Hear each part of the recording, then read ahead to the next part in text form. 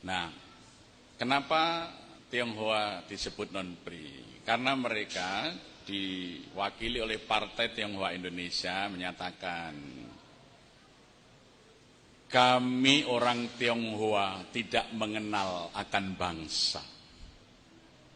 Hati orang Tionghoa itu seluas sungai Yangtze, sungai yang paling luas di seluruh muka bumi. Maka bagi kami tidak ada yang namanya bangsa. Maka sekiranya negara ini merdeka, kami akan menjadi warga negara, tapi tidak menjadi bangsa Indonesia.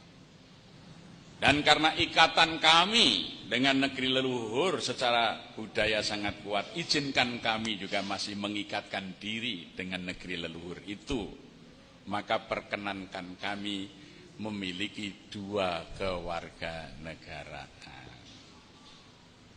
Sementara Partai Arab Indonesia, juru bicaranya Abdurrahman Baswedan bercerita, nenek moyang kami dulu datang dari Hadramaut, tidak membawa istri. Mereka menikah dengan orang-orang pribumi, kami ini lahir dari laki-laki Arab dan perempuan-perempuan pribumi.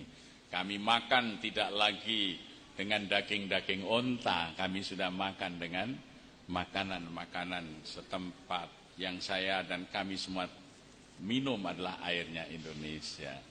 Maka sesungguhnya kami adalah bangsa Indonesia. Maka pada tanggal 9 Agustus 1945 BPUPK, aslinya tidak pakai I, belum ada kata Indonesia di situ, atau Dogoritsu Jumbejo Sake, menetapkan suku bangsa Arab adalah suku bangsa asli Indonesia.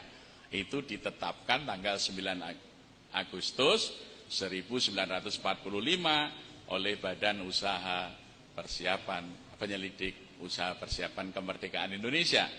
Maka kemudian setelah Indonesia merdeka, tahun 55 dari permintaan ini Bung Karno ketemu Chu Enlai, Perdana Menteri RRC, membuat kesepahaman orang Tionghoa di Indonesia harus diberi hak dui kewarganegaraan.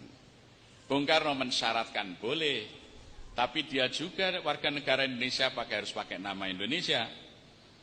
Sebagai warga negara Cina silahkan dia pakai bahasa Cina. Maka dikeluarkan keputusan presiden tahun 55, orang Cina harus memiliki dua nama. Ya, maka misalnya Sudono Salim, itu nama Indonesianya, nama Cinanya Lim Swee Leong. Basuki Cahaya Purnama, nama Indonesianya, bahasa Cinanya singkatannya Ahok. Itu karena itu mereka tidak mau jadi bangsa Indonesia, mereka hanya mau jadi warga negara, itu pun meminta dui kewarganegaraan. Ini semua otentik, ini sejarah kita bisa buka ya. Nah, sampai orang Cina keberatan kalau harus pakai nama Indonesia. Maka seorang tokoh Cina di Jakarta terpaksa berganti nama karena itu peraturan pemerintah. Dia menamai dirinya Kasnawi karena Dipanegara. Bekas Cina Betawi tukar nama karena dipaksa negara. Jadi sebagai kritiknya terhadap keputusan presiden yang harus dua nama, dia memberi namanya sendiri Kasnawi karena Dipanegara. Bekas Cina Betawi tukar nama karena dipaksa negara. Nah, maka muncullah kewarganegaraan untuk Cina itu non-PRI. Kalau Arab PRI karena sudah diputuskan tanggal 9 Agustus 45. Jadi kalau orang mengatakan Anies itu juga non-PRI, dia berarti nggak ngerti pembahasan Undang-Undang Dasar. Ya politisi kok goblok begitu, maaf itu ya. Katanya Soekarnois, nggak tahu bahwa Soekarno itu sudah menetapkan non-PRI dan diberi hak dua nama. Iki Soekarnois belajar kok Pak Karno bakul bakso, bukan Bung Karno pendiri negara. Ya. Keliru, Soekarnoismenya Soekarno tukang beca atau Soekarno bakul bakso. Kalau Soekarno itu pendiri negara, ini aturannya. Goblok men dari pengikut Soekarno. Ya, ini. Maka Soekarno dulu mendirikan partai gambarnya banteng ngamuk, banteng ketaton, maka kepalanya miring gitu. itu karena itu diambil dari simbolnya Partai Serikat Islam.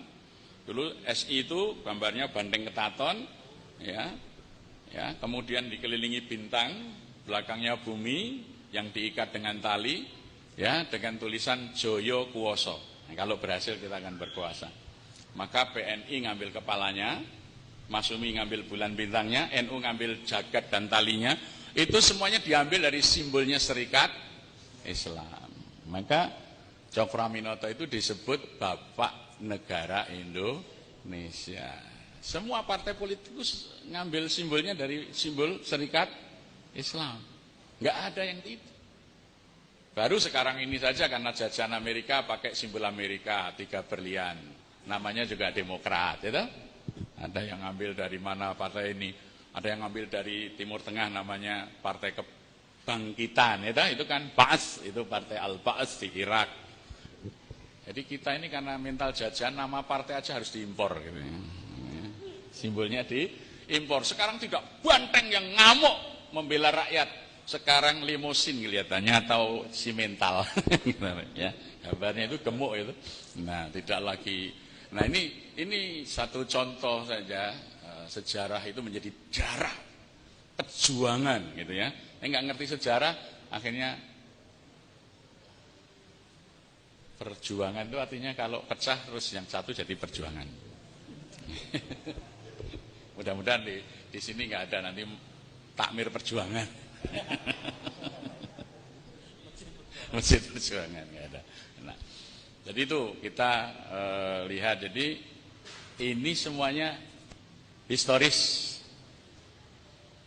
Saya kebetulan oleh gubernur melalui Biro Hukum ditugaskan ketika ada pengacara dari Jalan Taman Siswa ini namanya Handoko menggugat ya, surat instruksi Wakil Kepala Daerah nomor 98A tanggal 5 Mei 1975 yang menentukan apabila terjadi jual beli tanah antara pribumi dengan pembeli non pribumi Tionghoa, maka penjual tanah yang pribumi harus melepas hak-haknya kepada negara dan negara membelikan kepada pribumi Tionghoa, non pribumi Tionghoa ini selain hak milik.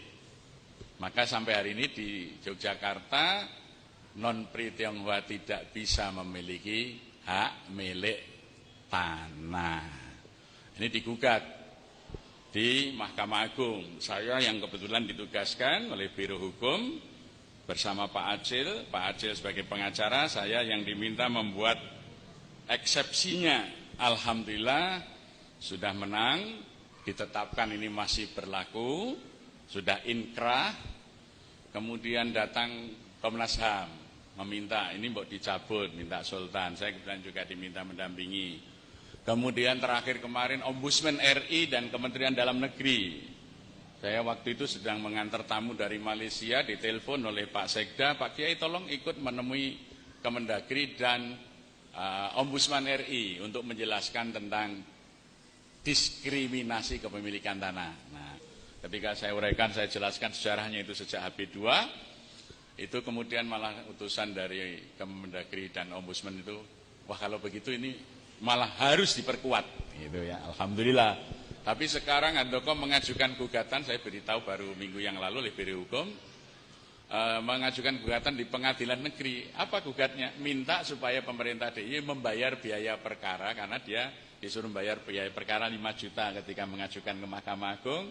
Maunya, lawang saya kalah kok suruh bayar, yang bayar ini mengajukan gugatan di Pengadilan Negeri Yogyakarta. Ini belum kita hadapi. Kemudian belum ada panggilan sidang ya, dan kemudian di belakangnya juga masih mempersoalkan kekalahannya itu. Ya, ini sudah bertentangan dengan Undang-Undang Dasar dengan ini. Mereka nggak tahu Undang-Undang Dasar itu ada latar belakangnya tadi. Bukan kita ini memisahkan orang Tionghoa sendiri yang tidak mau menjadi bangsa Indonesia. Sekali lagi, orang Tionghoa sendiri yang menolak dimasukkan sedalam golongan bangsa Indonesia karena mereka merasa lebih tinggi, Maka mereka nggak mau tinggal di kampung-kampung, di desa-desa. Mereka mesti tinggal di kawasan mereka sendiri. Mereka itu merasa tetap sebagai bangsa lebih tinggi dari pribumi. Ya.